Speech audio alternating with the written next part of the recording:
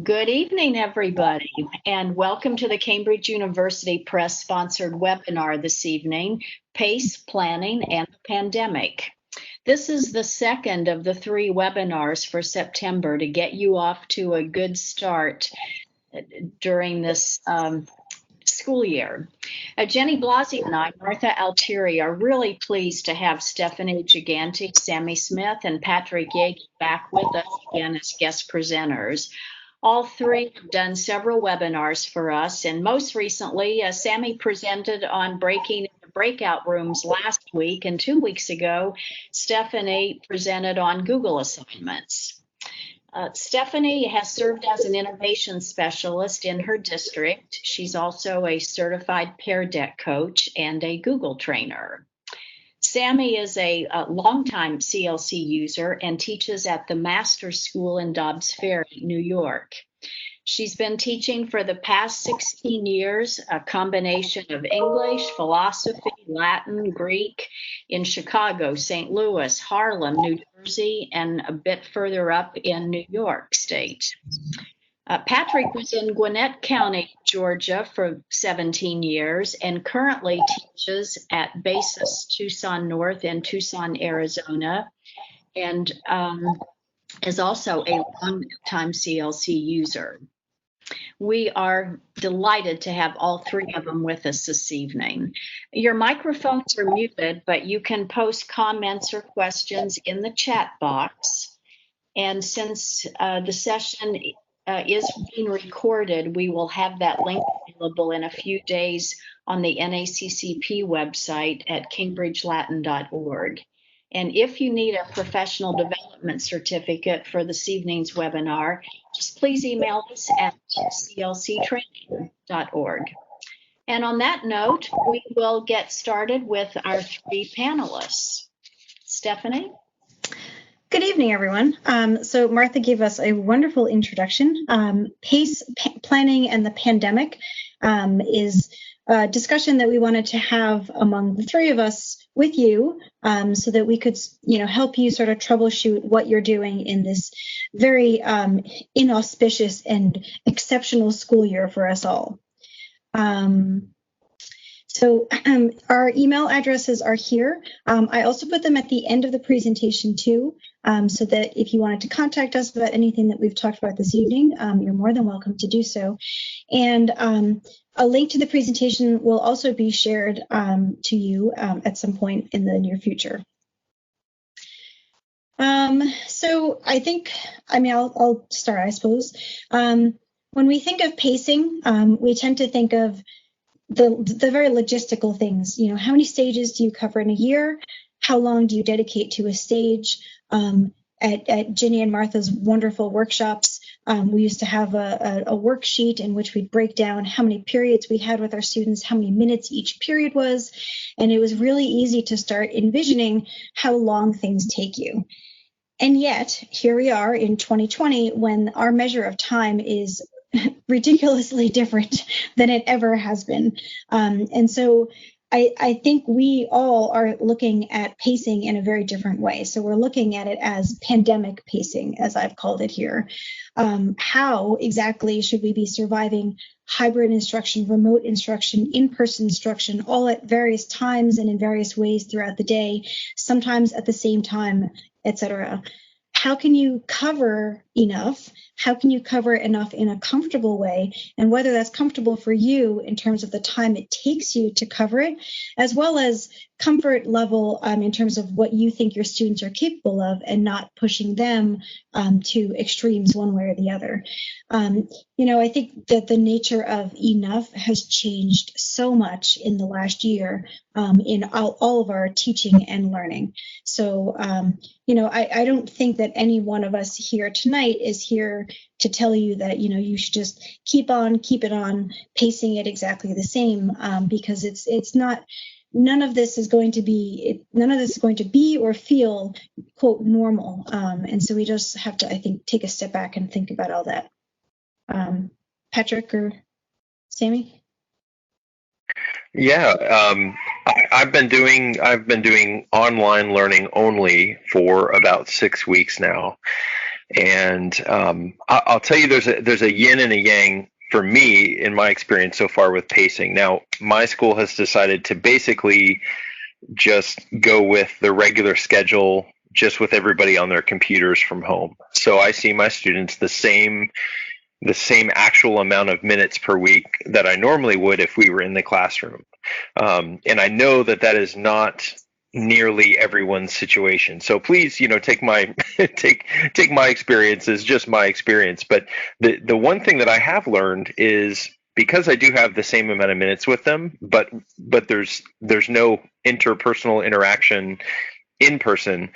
I actually have been able to cover and move through material and see that the kids have mastered the material at actually a little bit of a faster pace, because I don't have to worry about passing things out. I don't have to worry about transitioning, all of those little details that go into 30 seconds here or a minute there in the classroom. And I found some tools, and we can talk about these tools later, but it took me about maybe 2 or 3 weeks before I felt like I understood my tool set. I understood, the toys that I had to play with, and I've been able to use those to really make sure that I can check in on every individual student and see how they're doing as we go through a lesson. So yeah, your pacing is going to be different depending on your circumstance. But I do hope that everybody, you and your administration, are all on the same page, which is that err on the side of grace, err on the side of, all of the craziness that is going on at the other end of everybody's feed, whether it's Zoom or whatever, because you just never know what's going on there. So, err on the side of grace, and err on the side of going more slowly, and err on the side of just constant checking in, and just that error on the side of caution. I've been teaching remotely for the past 6 months. This is Sammy Smith, and I'm at a new school this year. So it's been quite the undertaking to figure out how to balance learning all of the new technology needs of my students, the things that I need to do in order to make things smoother for them. I teach 9th through 12th grade, which I think is a real blessing for not having taught middle school, having taught 5th grade, 6th grade, 7th grade, 8th grade. I think there are many different needs with students. So I feel as if having high schoolers has been a real gift.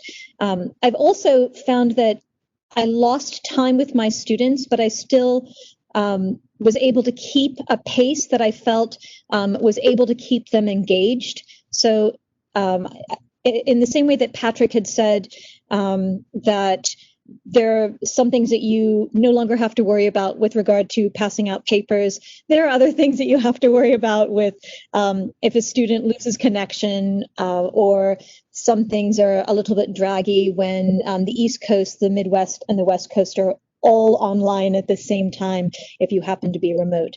But I think those are trade-offs, and I'm happy to make them. The thing that worries me most in the midst of our pacing is that we don't lose sight of our students and give them an opportunity for a little bit of chat, just as if they would be turning to a peer in a classroom at a desk, just to say hello or to catch up. I think we need to give them a little bit of that space as well. Did you want to discuss your notes on planning? Sure.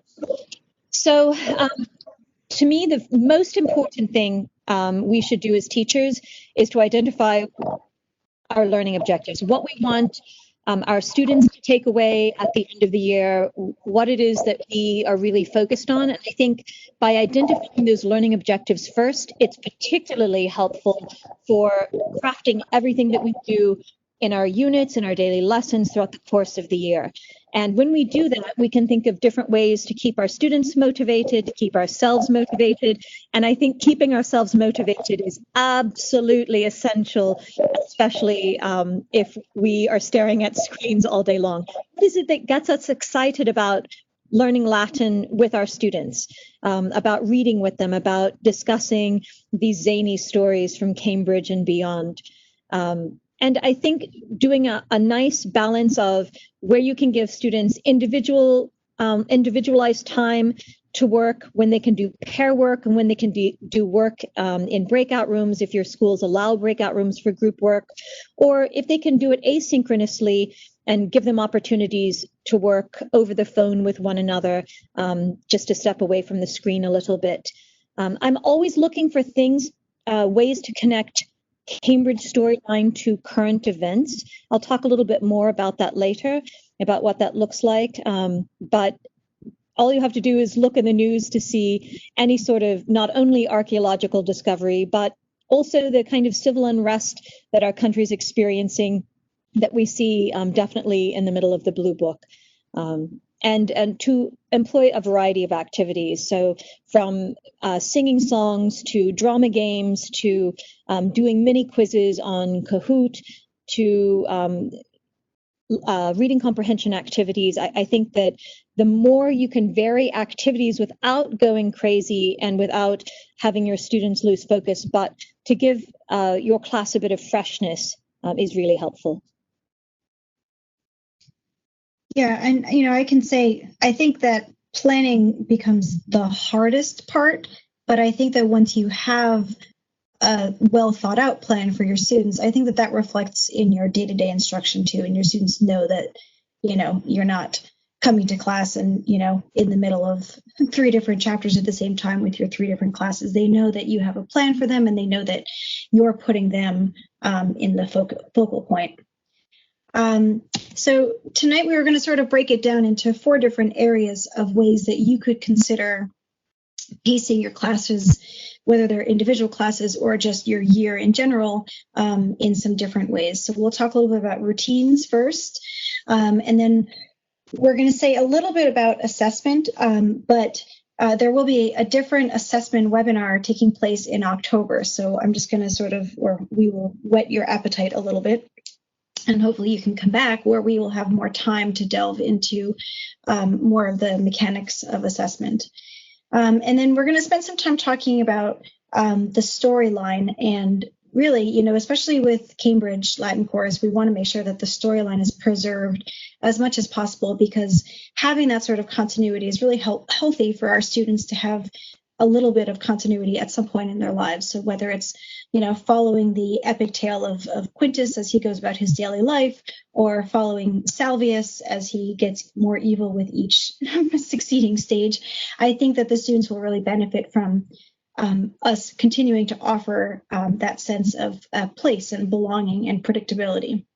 And then, Cambridge has a lot of wonderful stories, but sometimes when you don't have as much time with your students, it's hard to get through them. So we'll talk about some ways to get through stories in meaningful ways that don't take quite as much time.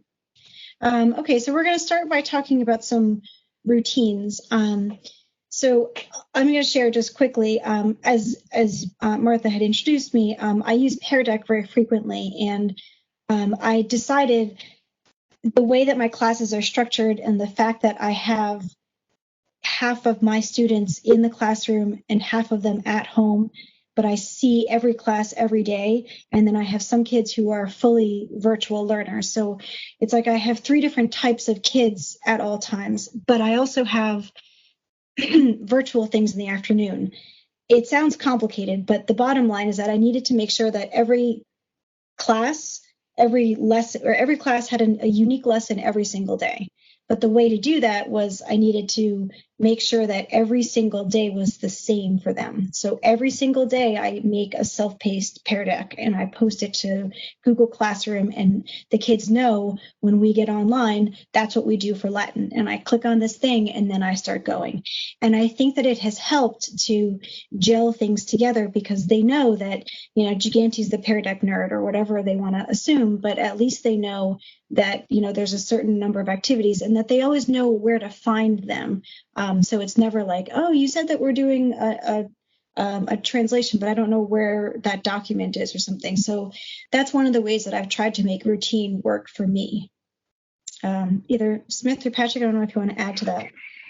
I think, yeah, routine has become really, really important. I mean, I think that's in the classroom. I think we hear about that all the time. Is you make sure that like whatever you call that first thing that you have your kids do, like your do now, your startup, your first five, or whatever it is. And in the classroom, it's always supposed to be in the same place, and the where you post your homework is supposed to be in the same place.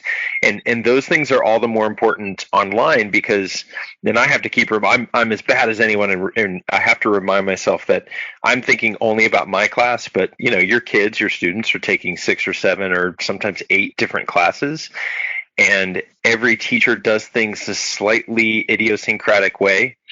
So the more predictable that you can make things on whatever platform you're using, and the more clear and plain that you can make things, it's going to help your kids tremendously. I mean, of course, it's going to be nice within your own classroom, but when your kids are having to juggle all of those things, and they have to juggle them when they're all in front of them in eye view all at the same time, right? Like when they're in school, they go to this classroom and this classroom looks this way, and then they travel, they change classes, and they go to another classroom, and they're in these 5 or 6 or 7 or 8 little bubbles. Well, their bubble is gigantic now, and everything is in that bubble. And so routine is so important for them. And so I would encourage everybody to think about that and think about making things as deliberate and as obvious as possible. I would also encourage you to do that for the parents of the students. I don't know how many participants we have here who have kids in the elementary or middle or secondary ed environment. But, as parents, I have a son who's a 4th grader, and when I look over his shoulder at what he's doing, I mean, to me, it's bizarre and it's hard to interpret because I'm not the participant, I'm the observer. So if you can make it more routine and more transparent so that the parents feel that it's routine and transparent, I think that really helps as well. I'd love to hear what Sammy has to say about all that. When I was teaching in the spring and we immediately went remote, one of the biggest compliments that my students gave me was, thank you for keeping everything the same as it was when it was in your classroom when we were face to face. There were a number of teachers who had, because we'd gone online, I think just felt completely upended and unsure of how they should give assignments out to students, collect assignments. And I'd always had a pretty loose way of accepting work from kids. I tried to do it in a way that was easiest for them. So in my previous school, I'd connected the LMS to my email to Google Docs, and it was just this nice funnel. So however they submitted it, I got it in one place, but it was whatever worked for them. And it wasn't as if they had to learn a new way, a new tool. And I've tried to do the same thing with my students. The first thing I asked was, what works for you? Do you want to submit things on the LMS? Do you want me to create a Google folder for you? And just to have that ease so that they know everywhere and every time what to check, I think has been really helpful. I think we also need to do really regular check-ins with our students just to make sure that they're okay. And we're going to talk more about that next week on next Thursday's webinar about building communities. But I think that really personal human element can get lost in this crazy hybrid pandemic, socially distant face-to-face, mask on, mic on kind of teaching. I also know that we're going remotely for the first month, and then we're going to check in to see how things are going for our students. But I'm teaching students across time zones. So I teach students in Korea and China. They have outside meetings outside of my additional school day so that they're not joining class at 3 o'clock in the morning. So they also need some kind of consistency in their lives as well. To give students an opportunity to do homework not connected to a computer, I think is really crucial. Give them something that they can work on with paper and pencil. That's a really big help. And then just being clear, to echo what Stephanie and Patrick said, be very clear about what you want from students. I say it at the very beginning of class. I say it in the middle of class. I say it at the end of class. I send out an email. I post it on the LMS for their assignments so they know. For us, I think it's really important that we know what to do and that we trust our gut. I think to trust ourselves and to give ourselves a little bit of credit. We've been doing this since March. It's going to be okay. We do have the kids' best interests at heart. And we need to set boundaries. I know that a number of my colleagues early on have said, I will answer emails between like 7 in the morning and 9 at night. And I will happily address anything that comes after that on the next day. So don't expect an immediate reply. Close the computer, go out for a walk, take care of yourself.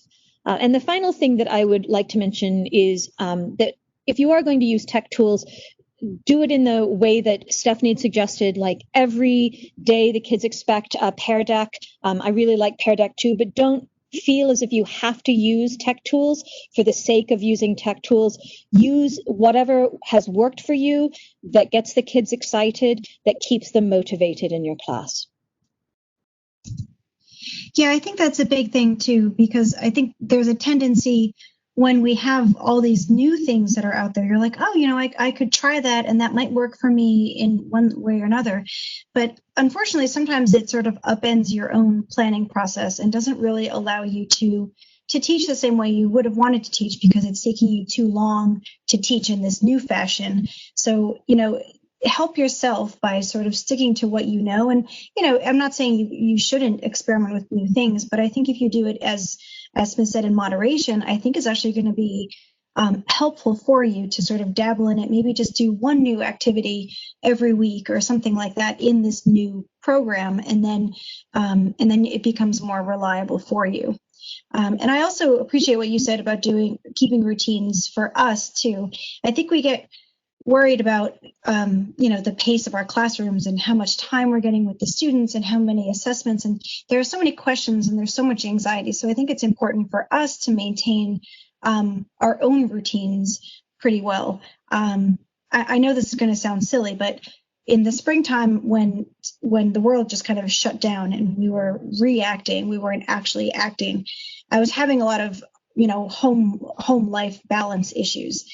And when we went back to school in the fall, I told my husband, I said, I think that one of the most important things for me to do is that I'm going to be much more dedicated about not doing housework during the day. I'm like a housework driven person. So for me, working at home was like, oh, good, I'll throw a load of laundry in before, stuff like that. But I was only driving myself more crazy. So I think that if you can keep your own routines as a professional, it's actually going to be pretty helpful for you to sort of cultivate that discipline in your students as well. So we also want to take a little bit of time just to talk about really the nature of assessment. As I said, in October, we'll go into more details about different types of assessment and different tools to deliver assessment. But I think within the confines of what we're discussing this evening, I think that we all kind of need to take a look at what assessment is in our class. What is the exact focus or purpose of the assessments that we usually give? And if we do truly feel that they are worthwhile reflections of our students' learning or, true measures of their capacity or their growth, then it's something that's worth doing in a virtual environment. But I think that we all need to sort of look at, what are we actually doing for assessment? Are we doing it for the grading software that the parents check in with regularly, or are we doing it because we believe that it's in the best interest of our students? I'm not sure if Patrick or Smith want to. Yeah, I've got two things about assessment, two kind of viewpoints. And for me, the first one is about vocabulary. So I usually gave a vocabulary quiz once a stage. And it was very much a summative quiz. I expected the kids study the vocabulary. I would give it toward the end of the stage so that there was a lot of interaction and an input there with the vocabulary, but ultimately it was, you got to know these vocabulary words and show me that on this summative vocabulary quiz. And I have shifted away from that kind of a little bit, Stephanie, what you were talking about, showing progress. So I'm using, and you can use whatever you want, but I've been using the tool GimKit, and I just have the kids do, like, in a stage, I'll have them do 5 or 6 GimKits, and usually it's like a GimKit over the vocabulary in each story, and then a GimKit over the checklist. And that's not a summative assessment. It's just engaging the kids with it, and relying on the repetition and the input, getting that input to help them learn and solidify that vocabulary. So that's one shift that I've made with assessment in an online environment. The other big shift in online environment, and I think everyone here can identify with this, is that we all learned very, very early on that we just have to punt on the idea of open note assessment. I mean, maybe your school system feels differently, but most people I know, the assessments, if they're giving a summative assessment, they're giving it under the impression that it is an open note and open book test. So from that perspective, the stories that come from the assessments from Cambridge that Cambridge published are phenomenal, because they can use their books, that's fine, but they've never read the story, and so they do have to interact with it, they do have to read it, they do have to understand it, and then hopefully you can maybe use some tools. I'm thinking about other strategies to really make sure you're assessing mastery in that environment that is open book and online. But the big thing that I worry about is, I don't mind that they look at their book, I don't mind that they look at their notes, I don't even mind if they Google things, but I don't want them to help each other. And so I've got an LMS that allows me to make a test where I build 100 questions into the item bank, and then each person's test pulls 40 of those 100 questions, so everyone gets an entirely different test. So that's great, and that's how I've shifted from that. But definitely is a shift, and you definitely do have to make some choices. But one of those might be that you do just go away from this idea of, okay, we're going to give this one big assessment at the end of every stage or at the end of every 2 stages, and you really focus on repetition and progress and that formative assessment kind of thing. Can I pop in here for 1 second? Yeah, go ahead. This is Ginny Blasi. The question is, if the stories now have been translated enough times, and I'm sure teachers are sending them home in some way, shape, or form, that they're out there too, then I think the trick is to not ask for a translation, but ask for an interaction of some kind, or an observation or a think question that proves that they read the story. I mean, granted, they could read the English. I mean, there comes a point where I don't know that you can measure exactly what they're doing. If they want to cheat, they're going to cheat, but you can make it harder, than having it be, okay, translate this, or find me these 5 answers that everybody sees on a test. I don't know. That was just a thought that struck me, that we get a little too hung up on the fact that somebody can find an answer somewhere. Yeah, you're right about that, Jenny. And there's definitely some question styles that, and I teach AP as well, and this was a hot topic about how is the AP going to assess. And in this open note environment, I mean, this issue was tackled at very high stakes. And so I learned a lot from those discussions. And one of those tools, I put it in the chat, is that you don't just ask for a translation, or if you do ask for a translation, you say, okay, find the part that tells you this thing, pick out those words and translate only those words. That was a big piece. That was a big kind of tactic that college boards settled on, and I found that's pretty helpful. I want to echo that everything that I do in my class is assessment. It's formative, and I think that we should be drawing, especially at this point, we should be reconsidering assessment as a way of giving feedback to students and having students give us feedback on our teaching, what we're doing well and what we need to work on, rather than measurement. And I think there's a big difference between these two. Yes, we are beholden to giving students' grades. We are beholden to measuring what they're doing in our class, but I think it takes a lot of stress off of kids. One, if we tell them you have a lot of opportunities to show me what you know. The thing that I always think about going into my classes is, what do I want students to take away from my class at the end of every class, at the end of a unit, at the end of the year, 10 years from now? Do I want them to still continue reading? I don't hear that from a lot of Latin teachers. I hear it from a lot of English teachers. Lifelong readers. I want my students to be lifelong readers of Latin. I want them to love it, to pick up whatever, Latin novellas, or to go into a museum. That's the takeaway that I want from my students. And I think that because we're in this whole pandemic, it's forced us to rethink this kind of industrial revolution idea of teaching, that it's kind of militarized in some ways. How can we make things more enjoyable? Louise Rosenblatt, Jenny was talking about more interactive reading approaches. And I think Louise Rosenblatt talks about transactional reading. That's something we really want to bring along with our students. Where is the moment of aesthetic pleasure for students in reading, and where is it more efferent, where it's concrete, where we're really asking them to unpack things kind of syntactically, kind of a closer read in that way. And when we do those things, I think we are much better at addressing differentiated, equitable, personalized learning for students. The pandemic has really underscored vast problems within our system of what students have and what students what students don't have, and how if we really reconsider what we value, maybe it's not a traditional test. I think those things are fine. But I also think that my students can show me a wide array of their learning, proving to me that they understand what they're reading without merely a traditional test. So that's one aspect. And the other, just to repeat, is think about how technology can be used to help you. I think Pear Deck is fantastic. And it's super easy. You just add it onto Google, and you can get very quick assessment, very quick feedback about your students, what they're getting from something.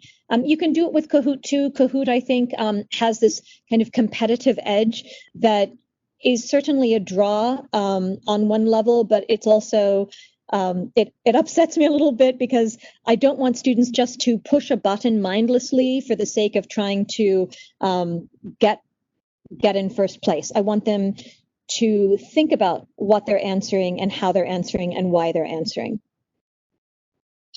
I think the last piece that I'd just like to add, and then we can move on to other areas. I think we also, we've been thinking a lot more about the student as a whole person too. And our students are going through the pandemic as well. Our students are not seeing their friends. Our students are learning in a brand new environment with brand new ways. And, to echo what Smith was saying, at the end of the day, I want my students not to look back on this very peculiar time of life in 10 years and say, oh yeah, we had to do all this remote schooling and I don't remember what was happening. I just remember I had all these really hard Latin tests. I want them to know that it was okay and that they were encouraged to be as much as they could be without being, nicked on, the ablative case versus the dative case or something like that, or that they got bad scores that year because they were confused or overwhelmed. So, that's one of the things that I'm trying to exhibit to my students. In a way, I'm sort of treating most of my grade book as one big pass fail. I haven't told that to them, but I want them to just participate in class. I want them to show up. I want them to do the activities. And, yes, I would like to be able to assess them, but in a lot of ways, I don't think I can as authentically as I used to. And so I need to be able to sort of step back and say, okay, well, although I can't offer everybody, the same type of assessment that I always did, I still know I can still see how long it takes the students to do activities. And, assessment is also, an informative piece that moves students through the levels of Latin. But, I'm not going to keep a kid back from Latin 3 next year because, they didn't get good vocab scores, because I know that it's hard to take a vocab quiz on the screen. It's hard to only do Quizlet activities and not really have physical flashcards that you're made to be accountable for or something like that. So anyway, I'm just trying to let the kids be as much. Okay, so since we are pretty focused on Cambridge, which has a lot of stories, as I said earlier, the stories can take a long amount of time to do. And, in the Red Book, the stories might take some time because the kids are developing what's I'm looking for? What's that word of a tolerance? I don't know. I can't think of my word right now, but they're developing that in the Red Book, so the stories might seem longer to them. But around halfway through the Blue Book, and definitely in the Green Book, the stories get a little bit longer, so they do take time. I think one of the underscoring concepts that I believe the five of us are all in wild agreement about is don't cut stories out. As much as you humanly can, don't sacrifice the storyline because of COVID. If we have to let a lot of stuff go because of COVID, but let's at least keep Cambridge alive, right? Let's keep the storyline going. Let's keep the kids engaged. Let's keep them along a nice linear projection throughout the text series, because that's, again, what's going to kind of keep them grounded. We do have stories within each stage that can be cut. So on the next slides, we're going to show you within the teacher's manual. These stories are marked with an asterisk within the teacher's manual to show you which ones are sort of skippable, if you will.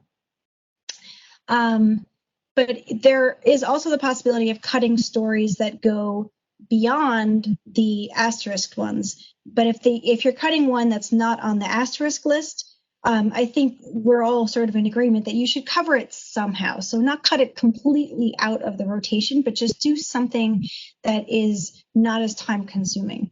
One suggestion has always been covering a story using the teacher as a guide. So sometimes the students, if you translate a story for the students, sometimes they just kind of look at you in awe, as though you're giving Harry Potter spells and you have some sorcery in your voice and it's unlocking this huge puzzle that they didn't even realize you could unlock. So sometimes it's a little bit of magic, but sometimes there are existing resources that could help you out. Maybe there's an Ed puzzle that's been made, maybe on YouTube. Even the asterisk stories have elements in them that could be done, or should be done maybe in a faster way. On YouTube, there are a lot of like student-made videos of students like recreating scenes and stuff like that. So, I mean, there's nothing wrong with throwing out a funny little 2-minute video. Sorry, I'm trying to read the chat at the same time. So, just to give a student interpretation of it as well, just to kind of give the kids a laughing point so that, they don't really have to read the story all the way through, but they still get the gist of it. Can I just say also they have Elevate. They can always do the Story Explorer. And, I would do that every once in a while. I don't know what Stage 19 comes to mind with Dies, Festus, and Pampa, or Sacra, whatever those two were that went together, Pampa and Nava Sacra, I think. And, I would give half the class one and half the class the other. And I would say, just read through it quickly and use the fact that you can click on vocabulary to help you get through it. And then they would sit down and, try to put together the stories for me. So I think, don't forget, the Story Explorer is a way to facilitate fast reading if you need to. I'd like to echo that this is exactly what is done at Shakespeare's Globe. No one puts on all of Shakespeare's play. They do cut down the play. So don't feel like you have to do all of the story either. You can even have your students, I think it's quite a fun skill to have students cut pieces of text in order to really push a particular storyline or a particular character's voice. Gives them an opportunity to think about plot, character motivation, setting, theme in a completely different way. And it's a really analytical skill.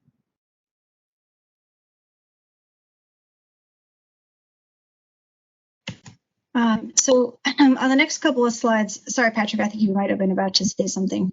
Oh no, I was going to make a really bad joke. Just don't cut the stories out of the actual books, because you can only do that once. So this is taken from the teacher's manual about, pacing and design and stuff like that. And again, we're sort of, we're treating that with a grain of salt this year because, nobody who wrote the teacher's manual could have ever envisioned a COVID world. I'm not sure anybody could have envisioned that. As I said, at the beginning of the teacher's manual for each level, there is a nice cohesive list stage by stage of each story that could be cut. And then as you're in the teacher's manual, if you're in the middle of stage 9, in the teacher's manual, it'll have 2 asterisks next to in apoditario, and that's your visual cue that, it's okay to do that one really quickly or just in translation or just with a video or something like that. So this is a quick list from Unit 1.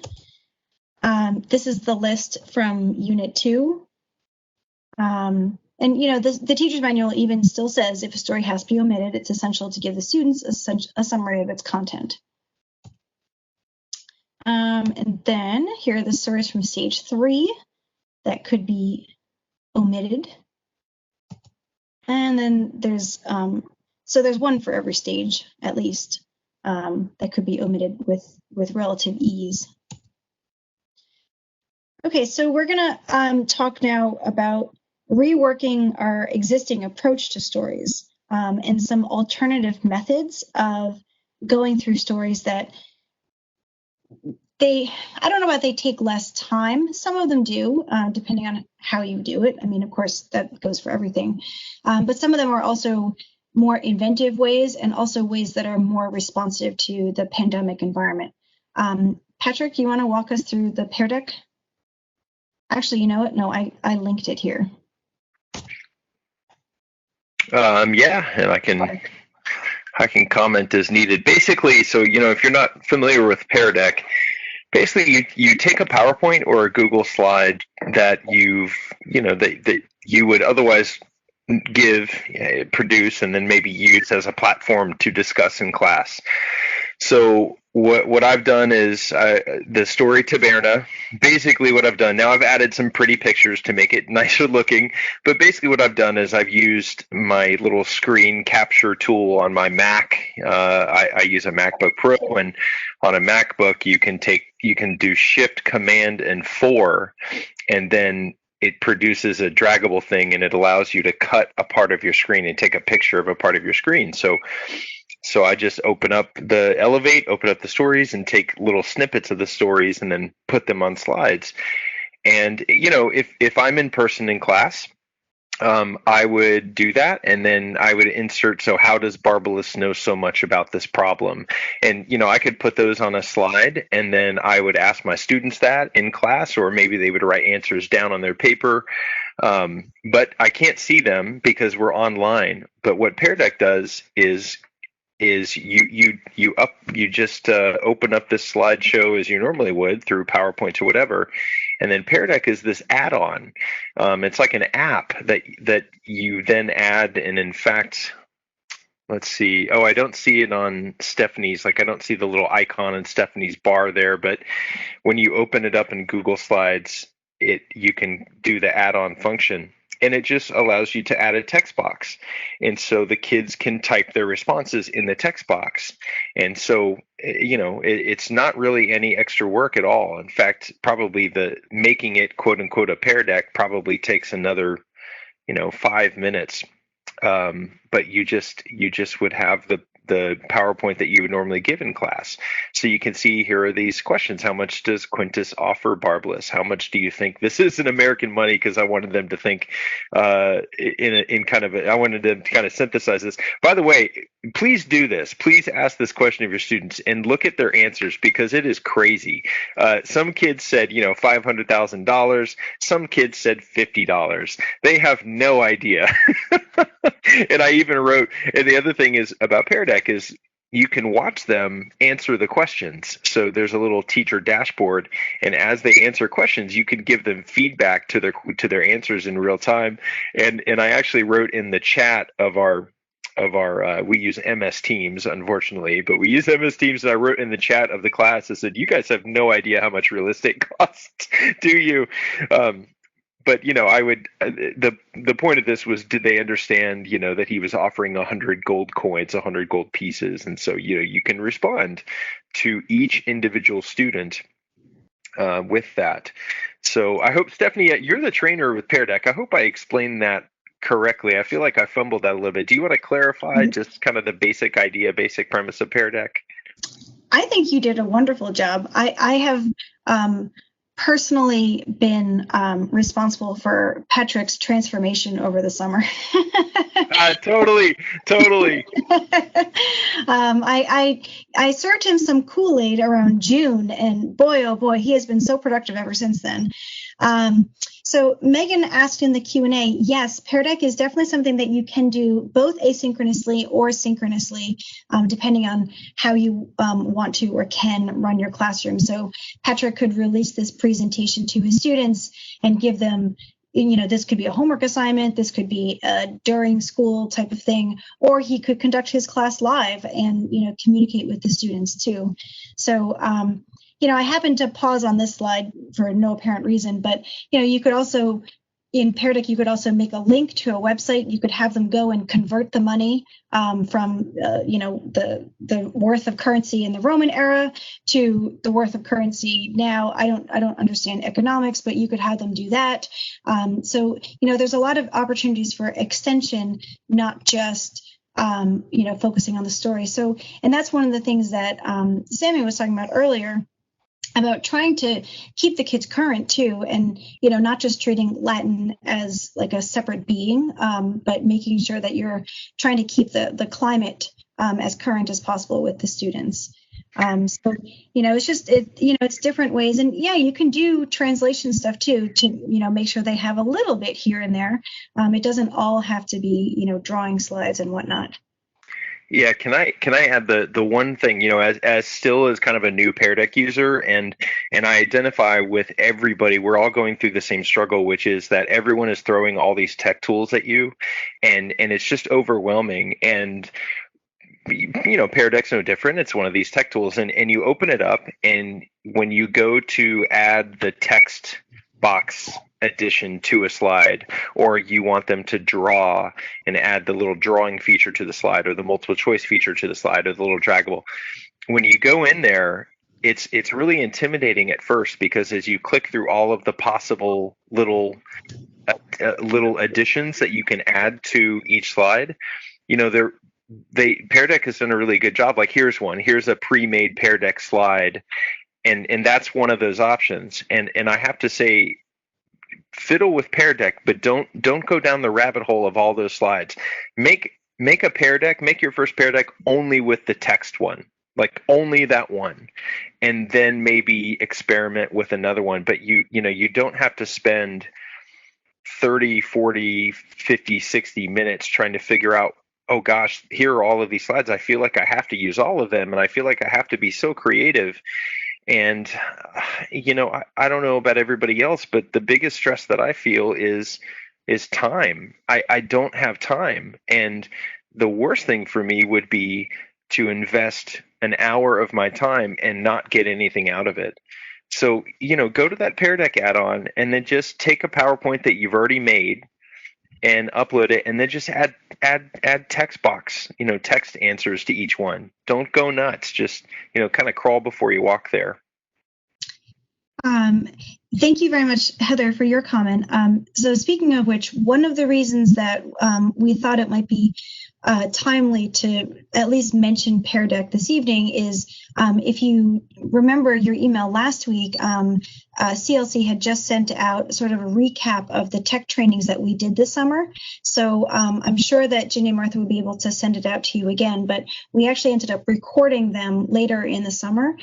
So if you wanted a more, hands-on, quick training about Pear Deck, or there were 3 other tools that we presented on. There was GimKit, Padlet, and Edpuzzle as well. So we thought that if we could just give a couple of those tools a quick mention tonight, and then if you wanted to revisit the email that came last week, or if Ginny and Martha, if you wanted to ask them to send it to you personally or something like that, and that way you can catch up with those quick trainings that we did. I'm putting them in the chat box right now. Oh, perfect. Thank you. It's so nice to have this function tonight. All right. So another way to do a story. Smith, did you want to talk about Dayarium? Yeah, so the next 2 slides really are just excerpts, things that you can choose. You could give the students an entire list of things that they could choose from. These are adapted from Bob Prost and Louise Rosenblatt's ideas of thinking about just classic reading method things. You can have students write in Latin if you want. You can have them write in English. You can have them write a combination of things to practice Latin vocabulary. You can have them keep track of their words. On the next slide, it talks about anything that they got stumped on. I always tell my students, take a moment. If you get stumped on something syntactically, or if there's something in the storyline that doesn't make sense, jot it down. And then just having kids do a somebody wanted but so summary, I think is particularly helpful. Somebody ... wanted ... but this happened as a result. So, and then it's like a 1-sentence summary. It's really helpful when they come back into their English classes, because no longer are they writing 1-2 paragraph summaries, but they've got it in a sentence. So this is, I think, ideal for students if you want to say you've got a week in which to read X story. If you've got students who are doing self-paced work, you can have them do it asynchronously for homework and use that as a discussion starter for the next day. Those kinds of journal writing pieces, that little annotations, that's not stuff necessarily that they are going to pull off of a translation off of the internet. They might. Whenever we try to make something foolproof, fools will prove us wrong. But I think that it's been good for me as someone who has really always wanted to make sure that she's in control of every aspect of her class. As I refer to myself in third person, Caesar-esque. I think it's really helpful to step back and say, not all of us are all on the same page at the same time, and especially not now. So if you wanted to give your students, by the end of the week, have these stories read. Katie had mentioned something earlier about going too slowly and losing students. I think cover less.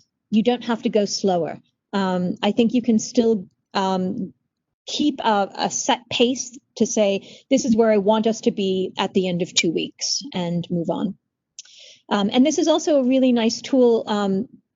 Kids don't have to look online. They just have to have a copy of the text, and they can handwrite this on paper.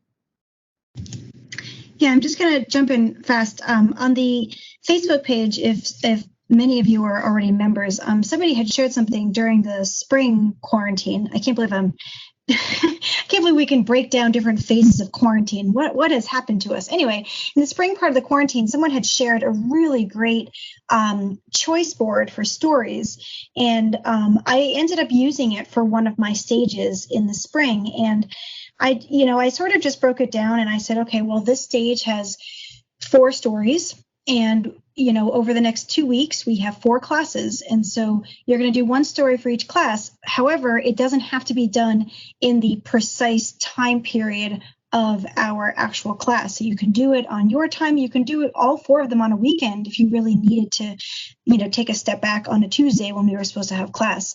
And the choice board activities were not translation oriented. I wish I had thought to put this in the presentation, but it's definitely shared in the Facebook group. And it was a really dynamic way, as Sam is intimating, of, sort of summarizing the stories and working with them, and sort of thinking about them as stories versus, just focusing on the little syntax. Interrupt. We are going to put that up on our tips and tricks page in the next couple of days. I actually have it open here. So tips and tools. I'm sorry. Martha and I have started on the NACCP page, a place that if someone gives us something that we think is of value, and we catch it, we're going to put it up there. So I've just put the link in for tips and tools. We won't have it up tonight, but it'll go up in the next few days. Awesome. Thank you. And we also know that much of this stuff appears on Facebook, but, there's so much stuff coming up on Facebook. We thought if we had one particular place where you could go and find this a little bit easier, that it would be helpful to teachers. We also had a question about Pear Deck. Is Pear Deck something that you have your students do asynchronously? Yes, both asynchronous and synchronous. You can do it both ways. You can offer a self-paced student session that is asynchronous, or you can have an instructor-paced synchronous session. So I know we're running short on time, so I don't really want to, go too much into detail. So this is this a puzzle? Oh, okay. You just want to kind of move it about halfway through. I'll walk through what this is. Edpuzzle is a way to grab a video and to use that video as a means to students answer questions. So you can put in your questions as a voiceover. You can put your questions in just typing them in if you want. And they can watch it at their own pace. You can certainly do it if you want during class. And I've always used the Nova Roman Bass video, which I think is particularly helpful. But it will, as soon as you enter a question, it will stop at the moment that you want students to pay attention. So like one point, list 2 things that the Romans do as soon as they enter the baths, or what is the name of the hot room, and why do Romans wear sandals in the baths? And so that's all that is just an opportunity to get that culture in, to feed into what's going on in the storyline. And you can do it with student videos as well. Upload a student video and have them, if you've jigsawed, for example, student videos, you can have them comment on each other's videos. Yeah, and I will say too, I've been an Edpuzzle user for years. I have never searched for Cambridge Latin videos, and there are so many that are available already, that people have already created content. I only started searching this summer, and there are so many things that are already done. So, you don't even have to put in the time to create your own Edpuzzle in many circumstances. Although obviously, there's probably not one for every single story or every single culture piece, but it's really, there's so much that's already out there that, yes, Patrick is correct. It's actually very easy to use once you get yourself on the site. And there's a lot that you can do with the free version of the account too. But there's already so much that's out there. So definitely look into Edpuzzle. Hey, right. Stephanie, can I ask you, Matthew in the chat, I don't know the answer to this. Matthew asked, can you search, can you go into Pear Deck and search for people's Pear Decks and see if you can find those presentations that other CLC teachers have already used? I don't know. I've never done it. There is a, so what you did in this particular one is you did the share the pair thing. So this was shared by you to Pear Deck, but unless somebody has deliberately shared it, then it won't necessarily be there. But Pear Deck does have what they call it the orchard, because they grow pears there. So they have an orchard of shared lessons. I promise you, I'm not a selfish person. I just hadn't really thought to share my Pear Decks to the orchard because I didn't know how many other people were out there even. But I could definitely start sharing them. Patrick has been wonderful just sharing them to the Facebook page. But, I think if we all sort of make a conscientious effort to share it to Pear Deck itself, then yeah, your search will probably turn out a lot of results. I think the thing that makes it harder to search for those because people make it within their Google or their MS account, because we'd have to like share the slideshow itself, whereas sharing the Pear Deck part of it is like a different element. So I don't know if that was. Michelle Romulo and Tom DiGiulio have been putting together a spreadsheet of Pear Decks. Maybe we can put the link up on our thing too. So, yeah. Okay, so this had been the last slide, and I just thought it would sort of, if we had some extra time and people were interested, which I don't know about the second one, but the first one is unfortunately not true because it's already 8 o'clock. But I think that in the extent of our presentation tonight, I think we've done a pretty decent job sharing with everybody here what our classrooms are actually like and the types of things that we do with our students regularly. So we have sort of inadvertently taken care of the content here. So I know it's 8 o'clock, so here's our final slide with our contact information. I fully encourage you all to contact us whenever you have a question or something is ruminating and you just want clarification. Please let us know.